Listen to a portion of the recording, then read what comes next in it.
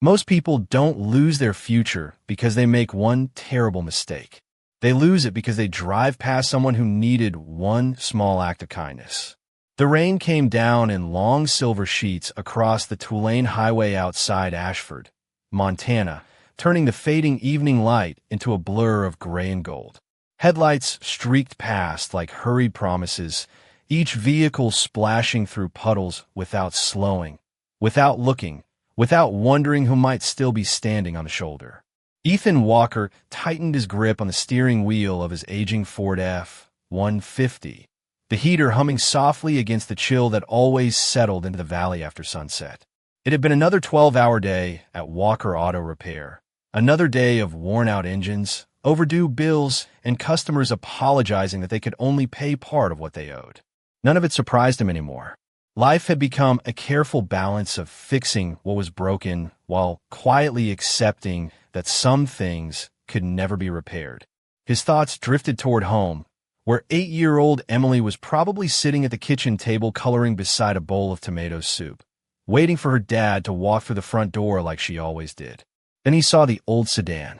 It rested crooked on the gravel shoulder with its hood raised, thin wisps of steam disappearing into the cold rain. Beside it stood an elderly woman wrapped in a beige coat that looked far too light for the weather. She wasn't waving for help. She wasn't shouting. She simply stood there with one hand resting on the fender, watching the traffic pass as though she had already accepted that nobody was coming. 3 SUVs rolled by. A delivery van followed. A shiny luxury sedan slowed for barely a second before accelerating again. Ethan sighed softly and flicked on his turn signal. "Come on," he whispered to himself with a tired smile. "Let's get you home first." Gravel crunched beneath his tires as he pulled in behind the stranded car. He grabbed his toolbox from the passenger seat and stepped into the rain, pulling the collar of his worn-wear jacket a little higher around his neck. "Evening, ma'am," he called gently. "Looks like you've had a rough day." The woman turned with kind blue eyes and an embarrassed smile. "I'm afraid I have," she replied. "And I'm even more afraid I don't know the first thing about what's under that hood." Ethan chuckled quietly. "That's all right. That's my department." He leaned over the engine compartment while raindrops tapped against the metal like tiny fingers. The familiar scent of warm antifreeze and damp steel filled the cool air. His flashlight swept across the engine until he noticed a cracked radiator hose barely holding together.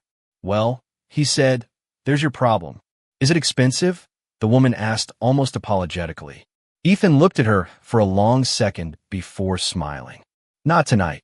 From the back of his truck, he found an extra hose left over from another repair, trimmed it to fit, tightened the clamps, topped off the coolant from a spare jug, and checked the rest of the engine with the quiet confidence that came from 20 years of honest work. 20 minutes later, the sedan came back to life with a smooth, steady hum. Relief filled the woman's face. "You have no idea what you've done for me," she whispered. Ethan simply closed the hood and wiped his hands on an old shop towel. "Just promise me you'll drive straight home before this weather gets any worse." She reached in her purse, but he gently raised a hand. "Please," he said, "buy your grandkids ice cream instead." Tears shimmered briefly in her eyes before she nodded. "Thank you, Ethan." He frowned with mild surprise.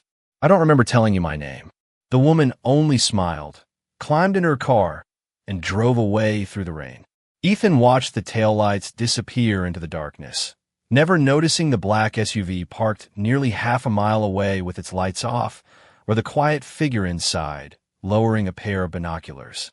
By the time he reached his little farmhouse, Emily ran into his arms, laughing as the smell of grilled cheese and tomato soup filled the cozy kitchen. Outside, the rain finally began to ease. Inside, everything felt ordinary, until exactly 9:17 p.m., when a deep knock echoed across the front porch. Ethan opened the door, expecting a neighbor. Instead, beneath the warm glow of the porch light, a woman in an elegant charcoal coat stood beside a gleaming black Rolls-Royce, her calm gray eyes meeting his with quiet purpose. "Mr. Walker," she said, "I'm Victoria Sterling. We need to talk about the woman whose car you fixed tonight." Ethan stood quietly beneath the porch light, rainwater still dripping from the edge of the roof while the woman before him waited with remarkable patience, as though she had learned long ago that important conversations should never be rushed. Emily peeked around the hallway corner, clutching the sleeve of her oversized sweater. Her curious green eyes shifted from the elegant stranger to the polished black Rolls-Royce parked beside the gravel driveway, its chrome reflecting the warm yellow glow spilling from the farmhouse windows. Victoria Sterling noticed the little girl first. A gentle smile softened the confidence that usually defined her face. "You must be Emily," she said warmly. Emily blinked in surprise. "Huh, what do you know my name?" Victoria glanced toward Ethan before answering. "Someone told me your father has the most important job in the world." Emily smiled proudly. "He fixes cars." Victoria shook her head with quiet admiration. "No, he fixes people's bad days." Silence settled over the porch for a moment, broken only by the distant chorus of crickets now that the rain had almost stopped. Ethan folded his arms comfortably. "Ma'am, I appreciate you driving all the way out here, but if this is about paying me for the repair, I really cannot accept it." Victoria looked directly into his eyes. "I did not come here to pay you." That answer caught him off guard. She slowly reached into her coat pocket and removed a small photograph. It showed the elderly woman standing beside a much younger Victoria, both laughing in front of an old farmhouse surrounded by maple trees glowing with autumn colors. "Her name is Margaret Hayes," Victoria said quietly. "She raised me after my parents died when I was 12 years old. Everything I have today began because she taught me that character is worth more than success." Ethan studied the picture without saying a word. Victoria continued, her voice calm but sincere. "She called me less than an hour ago. She did not tell me about the repair first. She spent 10 minutes talking about the man who refused her money because he thought she should spend it on her grandchildren instead." Ethan rubbed the back of his neck awkwardly. "It was only a radiator hose." "No," Victoria answered softly. "It was dignity." Emily stepped closer and looked up at her father. "Daddy always says everybody needs somebody to stop." Ethan smiled faintly. "Your mom used to say that." The words lingered in the cool night air like an old melody that neither of them wanted to forget. Victoria noticed the framed family photograph hanging just inside the doorway. A younger Ethan stood beside his late wife, both smiling while holding a toddler Emily between them. There was nothing expensive inside the little farmhouse. The hardwood floors had scratches. The sofa had been carefully repaired more than once. The dining table carried years of honest wear. Yet every corner felt warm, peaceful, and lived in. Victoria had visited penthouses overlooking Manhattan and estates stretching across thousands of acres, but very few places had ever felt this rich. She slowly looked back at Ethan. "May I ask you one question?" He nodded. "Why did you stop tonight when everyone else kept driving?" Ethan answered without hesitation. "Because one day my wife needed help on a lonely road, and a stranger stopped for her before I could get there. She made it home safely because somebody chose kindness over convenience. Ever since then, I promised myself I would do the same whenever I could." Victoria lowered her eyes for just a moment. She had negotiated billion-dollar acquisitions without showing emotion, yet that simple answer reached somewhere no boardroom ever had. She took a slow breath before speaking again. "Mr. Walker, I believe tonight was not an accident. I believe it was the beginning of something both of us have been searching for without realizing it." Victoria remained silent for several seconds, allowing the quiet farmhouse to speak louder than any presentation she could have prepared. The ticking wall clock, the scent of fresh tomato soup, lingering in the air, and the sound of Emily humming softly while arranging colored pencils on the coffee table reminded her of a life she had almost forgotten existed. Finally, she looked toward Ethan with an expression that carried both gratitude and hesitation. "There is something you deserve to know," she said. Ethan nodded calmly. "Go ahead." Victoria folded the old photograph carefully before returning it to her coat pocket. Margaret did not end up on that highway by chance. Ethan frowned slightly, but said nothing. She insisted on making that drive herself because she wanted to meet someone. Not someone successful, not someone wealthy. someone whose character had survived disappointment. Emily looked between the two adults with innocent curiosity. Victoria continued gently.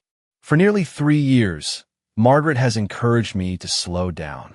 She says that companies grow because of strategies, but families grow because of kindness.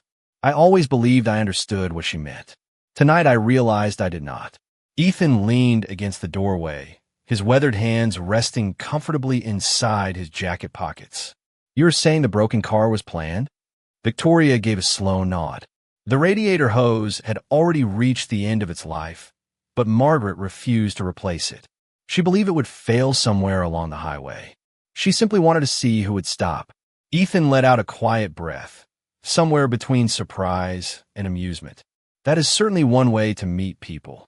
Victoria smiled for the first time that evening. More than 30 vehicles passed her before you arrived. Some slowed down. A few looked directly at her. None of them stopped. Ethan glanced toward the dark road stretching beyond the fields. Maybe they were busy. Perhaps, Victoria answered softly. But kindness always costs time, and time has become the one thing people protect more fiercely than anything else. Emily climbed onto the old sofa and hugged one of the faded cushions. "Daddy says people are more important than clocks." Ethan laughed quietly. "I've said that once or twice." Victoria looked at him with growing admiration. "Margaret called me after you drove away. She did not ask me to reward you. She asked me to come here because she wanted me to meet the man who still lives by values that so many people only talk about." Ethan lowered his eyes for a moment before answering. "I'm not special, Miss Sterling. I just try to leave people a little better than I found them." Those words settled into the room with remarkable weight. Victoria had spent years surrounded by executives who measured success with quarterly reports, market shares, and expansion plans.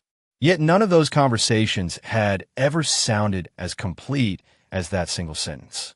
She slowly walked toward the family photograph resting on the bookshelf. Her eyes lingered on Ethan's late wife, whose warm smile still seemed to brighten the faded picture frame. "She must have been extraordinary," Victoria whispered.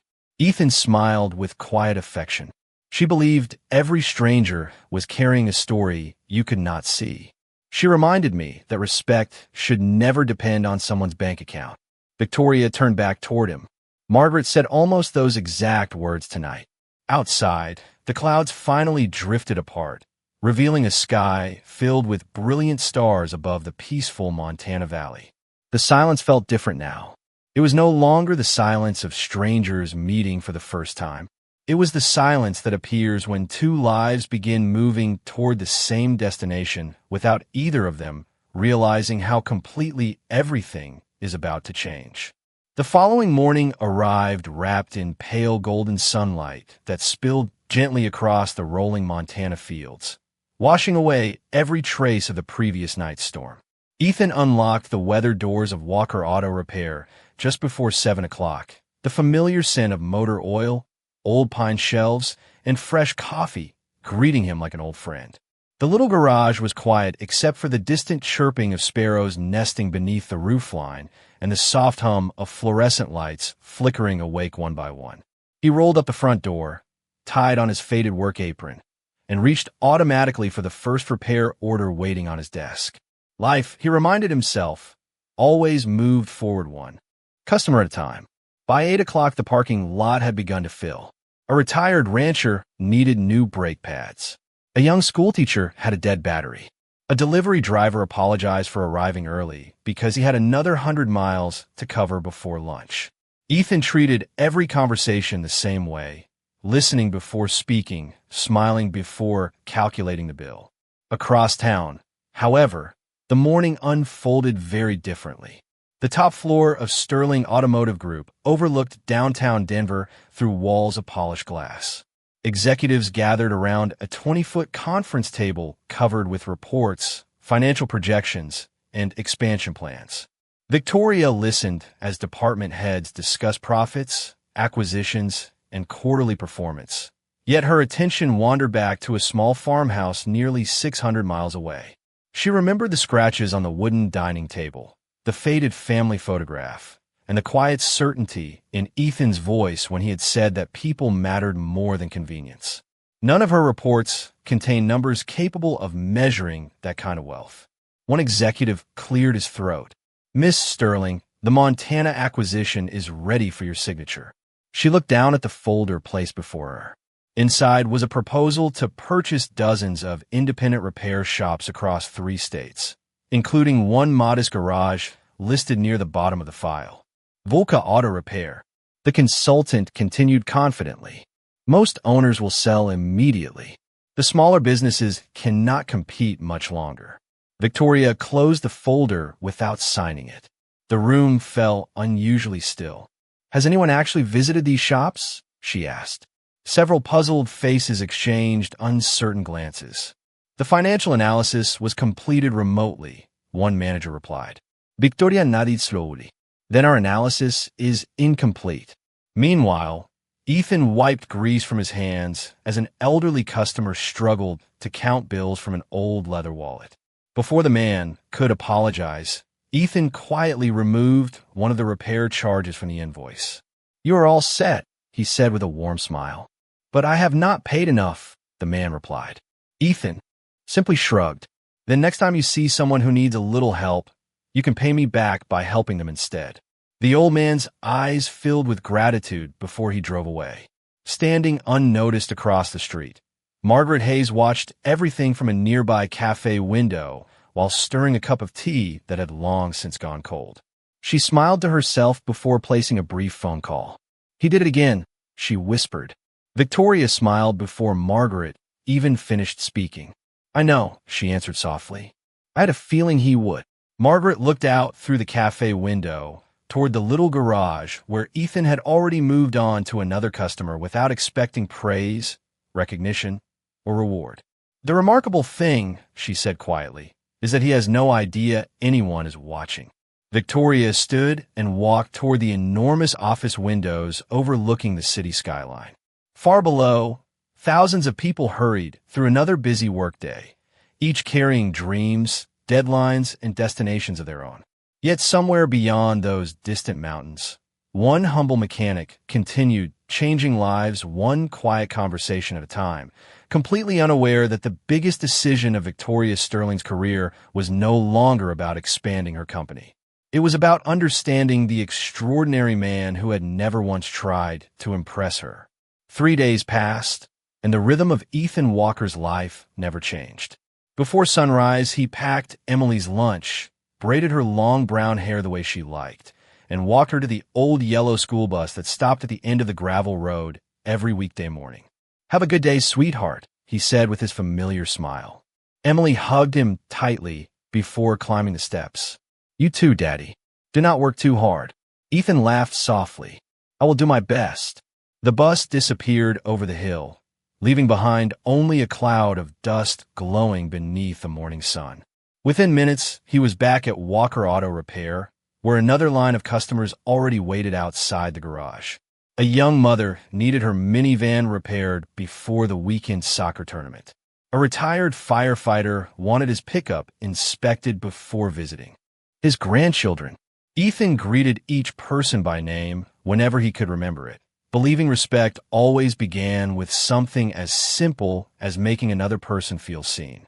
Just after 10 o'clock, a silver SUV quietly rolled into the parking lot.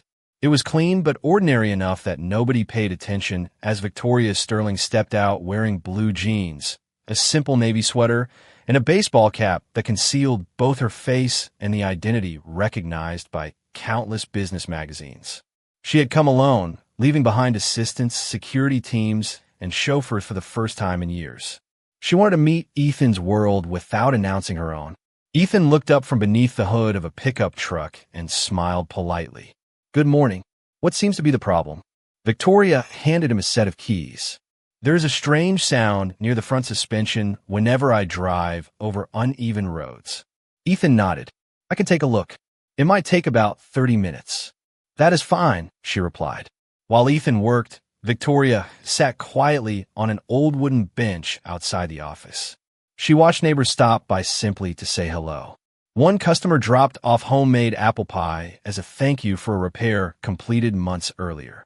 Another waved from across the street without needing anything at all. Nobody seemed impressed by expensive things here. They appreciated reliability, honesty, and familiar faces. The garage itself reflected the same values. The concrete floor had stains earned through decades of hard work. Hand tools hung neatly from pegboards worn smooth by years of careful hands. Every drawer carried handwritten labels instead of polished metal signs.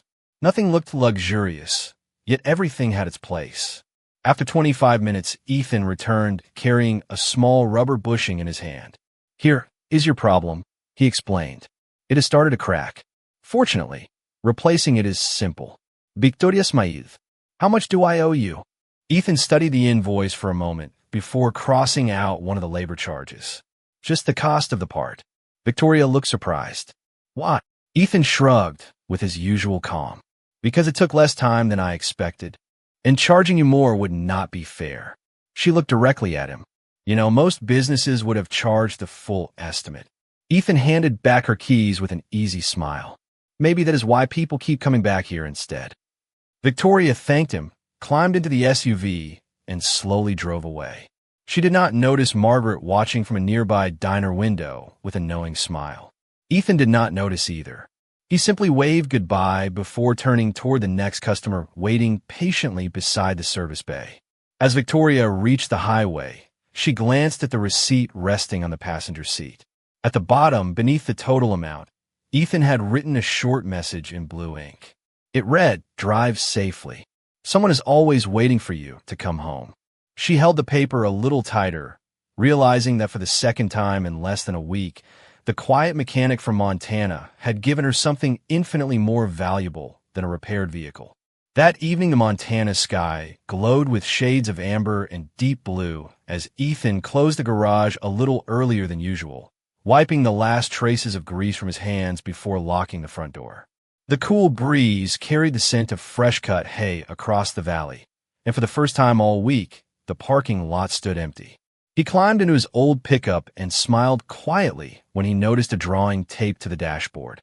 Emily had sketched the two of them standing beside the garage beneath a bright yellow sun, and across the top she had written in careful block letters, "My daddy fixes more than cars." Ethan folded the picture gently and slipped it into his shirt pocket, close to his heart. A few miles away, Victoria Sterling sat alone in the back garden of Margaret Hayes' farmhouse, watching the sunset settle over the distant mountains. Margaret poured 2 cups of hot chamomile tea before taking the seat beside her. Neither woman spoke immediately. The peaceful silence felt more meaningful than hurried conversation. Finally, Margaret smiled. "You have been thinking about him all day." Victoria laughed softly. "Am I that obvious?" Margaret nodded with grandmotherly confidence. "Only two. Someone who has watched you grow up." Victoria looked down at the handwritten repair receipt she had carried with her since leaving the garage. Her thumb rested on Ethan's simple message. "Drive safely. Someone is always waiting for you to come home." She shook her head almost in disbelief. "Do you know how many people have wanted something from me because of my name?" Margaret answered without hesitation. "Almost everyone." "Exactly," Victoria said quietly. "Board members want my approval. Investors want my signature. Reporters want interviews. Competitors want information. Even strangers recognize my face before they recognize my character." She paused before adding with unusual honesty, "Ethan never even asked what I do for a living." Margaret smiled into her teacup. "Because he looked at you instead of your title." Those words lingered between them while evening birds drifted across the fading sky. After a long moment, Margaret reached into her sweater pocket and placed a small brass key on the table. Victoria looked at it curiously. "What is this?" "Your grandfather's workshop," Margaret replied. "The one that started your family's first repair business nearly 60 years ago." Victoria gently picked up the worn key, noticing decades of use polished into its edges. "I have not been there since I was a little girl." Margaret nodded. "Neither has anyone else. It has been empty for years." Victoria looked at the old key and then toward the mountains beyond the fields. An unexpected thought quietly settled in her mind. What if success had never been about building something larger? What if it was about protecting the values that built it in the first place? The following morning, she arrived at corporate headquarters carrying the same brass key inside her purse. Her executive team gathered once again around the conference table, expecting another discussion about acquisitions and expansion. Instead, Victoria opened the meeting with a single question. What makes a repair shop valuable? Answers came quickly. Revenue, market share, customer volume, equipment, growth potential. She listened patiently before shaking her head. Those are numbers, she said. I asked what makes it valuable. The room fell completely silent. No one answered. Victoria slowly looked through the windows overlooking the busy city below, remembering a modest garage where every customer was greeted by name and every repair carried the weight of personal integrity. In that quiet moment, she realized the answer had never been written in a financial report. It had been waiting in a small Montana town, inside a weathered garage owned by a man who believed that the greatest investment anyone could make was earning another person's trust. Monday morning arrived with crisp mountain air and a sky so clear that the snow-capped peaks looked close enough to touch. Ethan unlocked Walker Auto Repair before sunrise, just as he had every weekday for years, expecting another ordinary day filled with oil changes, worn brakes, and neighbors who trusted his hands more than flashy advertisements. Instead, he found a cream-colored envelope resting neatly against the front door. His name had been written across the front in elegant handwriting. He looked around the empty parking lot before opening it carefully. Inside was a single invitation printed on thick stationery. It requested his presence at the Sterling Automotive Heritage Center the following Saturday afternoon. No explanation, no contract, no promise. Only one handwritten sentence at the bottom. Please come exactly as you are. Respectfully, Victoria Sterling. Ethan read the note twice before placing it back inside the envelope. He smiled faintly and slipped it into his desk drawer. By lunchtime, he had almost forgotten about it, as he helped a college student whose aging sedan refused to start. The young man nervously admitted he could not afford the full repair. Ethan listened quietly, replaced a faulty starter relay, and charged only for the inexpensive part. Finish school first, he said kindly. Life has a way of giving honest people another chance. The student thanked him several times before driving away with a grin that seemed brighter than the afternoon sun. Across the state line, Victoria stood inside the Heritage Center, a beautifully restored brick workshop that had once belonged to her grandfather. Antique toolboxes lined the walls. Restored classic pickup trucks reflected warm light beneath polished wooden beams. Every photograph displayed mechanics whose names had long been forgotten, but whose craftsmanship had shaped generations of families. Victoria slowly walked through the building with Margaret beside her. This place reminds me of him, Victoria whispered. Margaret nodded gently. Your grandfather believed that every repair carried a piece of the mechanic's reputation. He used to say that people returned because they trusted the hands before they trusted the building. Victoria stopped beside an old workbench that still carried tiny scratches from decades of honest labor. I've spent years trying to build the biggest company, she admitted quietly. Now, I wonder if I should have been protecting something much smaller and much more valuable. Margaret smiled warmly.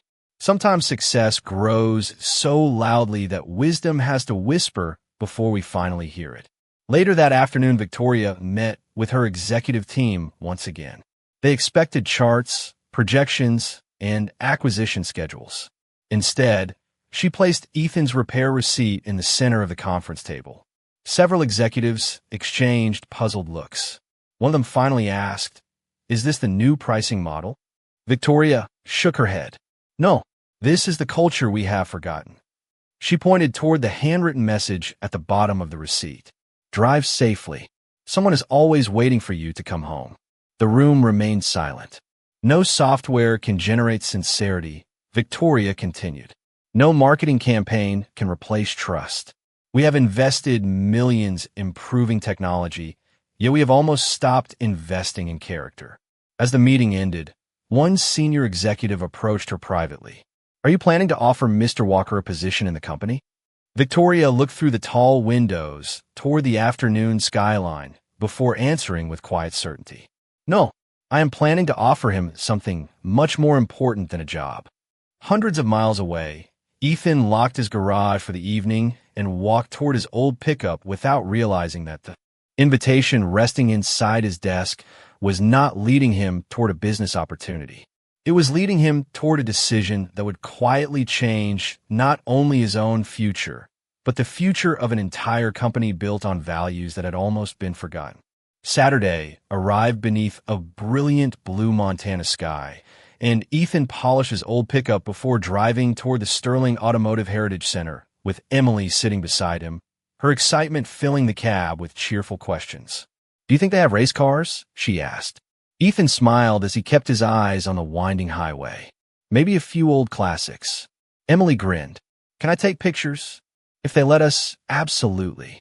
Nearly 6 hours later, they pulled into a beautifully restored brick property surrounded by maple trees, just beginning to turn shades of gold.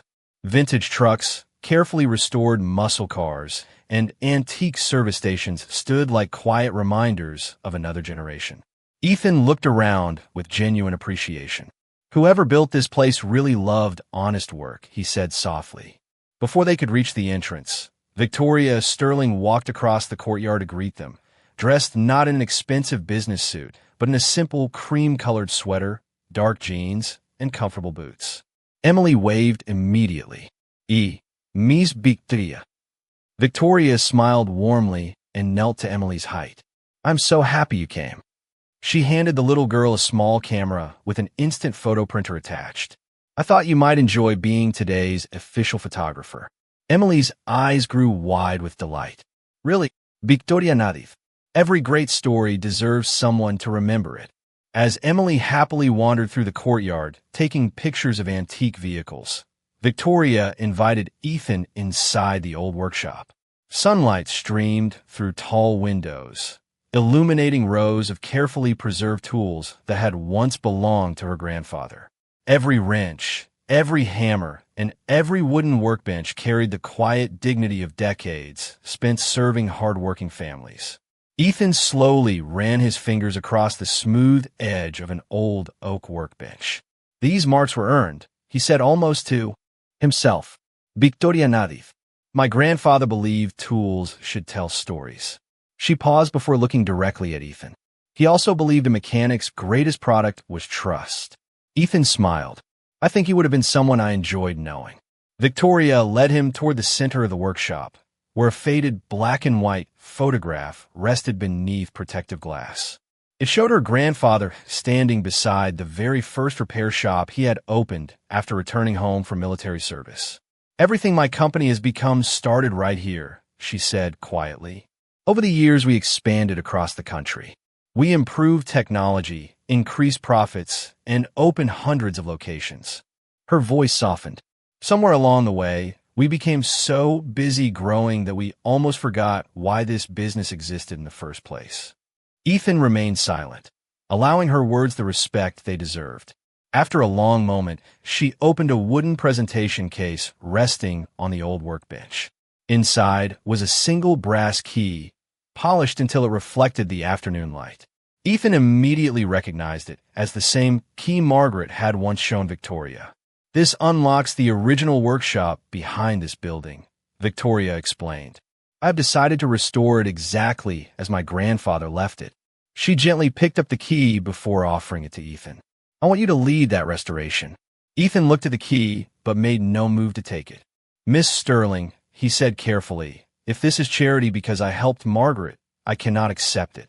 Victoria smiled with quiet admiration, almost expecting that answer. "It is not charity," she replied. "It is responsibility. I'm not asking you to repay kindness. I am asking you to protect values that deserve a second chance." Ethan slowly lifted his eyes to meet hers, while across the room Emily laughed as another instant photograph slid from her little camera. In that peaceful moment, surrounded by the legacy of generations who believed that integrity mattered more than recognition, Ethan realized the invitation had never been about changing his life. It had always been about trusting him to help restore the soul of something far greater than a company. For a long moment, Ethan looked at the brass key resting in Victoria Sterling's outstretched hand, the afternoon sunlight catching its worn edges as though generations of quiet craftsmanship were waiting to be trusted once again. He finally smiled and gently closed her fingers around it instead of taking it. "Not yet," he said softly. Victoria looked at him with surprised curiosity. "May I ask why?" Ethan glanced around the workshop before answering. "Because places like this do not belong to one person. They belong to the values that built them. If I ever accept that responsibility, I want to earn it first." The room fell completely silent. Margaret Hayes watched from across the workshop with a warm smile that reached her eyes. She had spent years wondering whether people like Ethan still existed. Now she had her answer. Victoria slowly lowered her hand and nodded with genuine respect. "Then earn it," she replied. "Spend the next 6 months showing my team what this place was always meant to be. No executive title, no special office, just your experience and your example." Ethan smiled. "That sounds like honest work." During the months that followed, something remarkable began happening inside Sterling Automotive. Ethan traveled to different service centers only a few days each month while continuing to run Walker Auto repair the rest of the time. He never lectured employees about business. Instead, he greeted customers by name, listened before speaking, explained every repair in plain language, and reminded young mechanics that every vehicle carried someone's family home. Slowly, waiting rooms became friendlier. Customer trust grew stronger. Employees who had once focused only on efficiency began discovering pride in simple acts of kindness. Victoria watched the transformation with quiet amazement. The company had invested millions in technology over the years, yet the greatest improvement had arrived wearing a faded work jacket and carrying an old metal toolbox. One crisp autumn afternoon, she returned to the original workshop where the restoration had finally been completed. The wooden benches had been carefully repaired, instead of replaced. The old tools hung exactly where her grandfather had left them decades earlier. Children from local schools wandered through the building learning how honest craftsmanship had helped generations of American families stay safely on the road. Emily proudly guided visitors through one corner of the museum, showing them photographs she had taken during the restoration. Victoria smiled as she watched the little girl speak with confidence. Ethan joined them a few moments later, brushing a little sawdust from his sleeves after helping install the final display. Victoria quietly placed the polished brass key into his hand once again. This time he accepted it. "I think you have earned it," she said. Ethan looked around the restored workshop before answering. "We all earned it." Emily slipped her small hand into Victoria's and looked up with an innocent smile. "Daddy says this place feels like home now." Victoria looked toward Ethan, and neither of them spoke for several peaceful seconds. Some moments did not need grand speeches. Some truths became stronger inside silence. Margaret stood near the doorway, watching the scene unfold with quiet gratitude. The same man who had once stopped beside a lonely highway simply because an elderly woman needed help had never changed. His kindness had not depended on recognition. His dignity had not depended on wealth. His character had not changed when opportunity arrived. It had simply revealed what had always been there. As the afternoon sun filled the old workshop with warm golden light, visitors continued walking through the doors, smiling at the history surrounding them without realizing that the greatest legacy inside the building was not the antique tools, the restored vehicles, or the polished brass key. It was the quiet example of one humble father who proved that the smallest act of kindness, offered without expecting anything in return, could restore far more than a broken car. It could restore faith in people, hope for another generation, and the simple truth that real success is measured not by what we own, but by the lives we choose to lift along the way.